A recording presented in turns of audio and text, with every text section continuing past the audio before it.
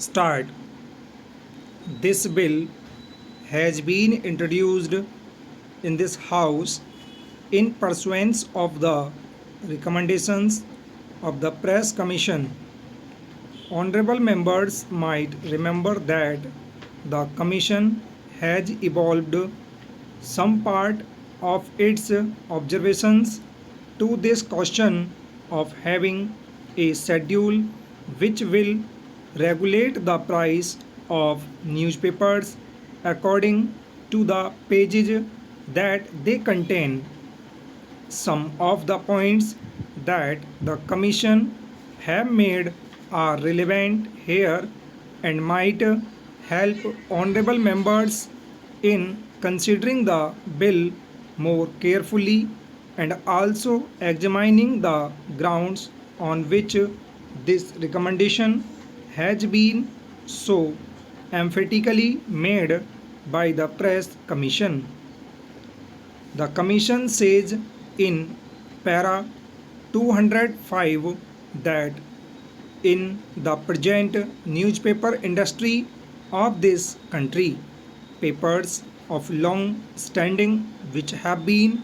able to build up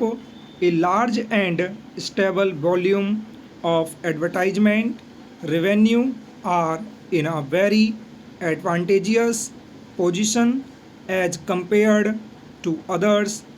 who have just entered the field.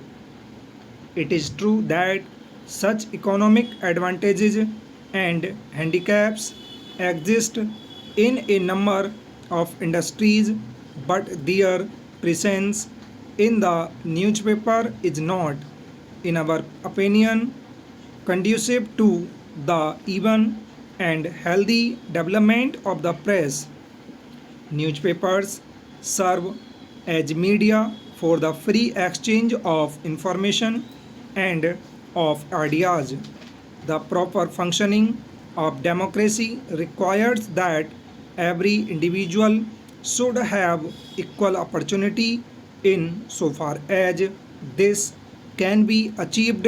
to put forward his opinion. I have just given a few extracts from the Commission's report in order to explain the underlying idea of the Commission.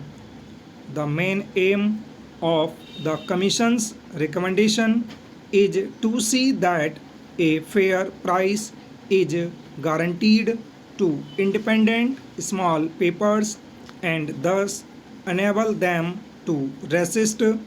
competition from bigger and richer papers. It is also to protect such papers against unfair price competition such as exists in other industrial commodities like corning, price cutting, etc. It is the Commission's contention that though such practices might be tolerated within a certain limit in other industries, it should not be so in the press industry where we have the medium of expression of public opinion and where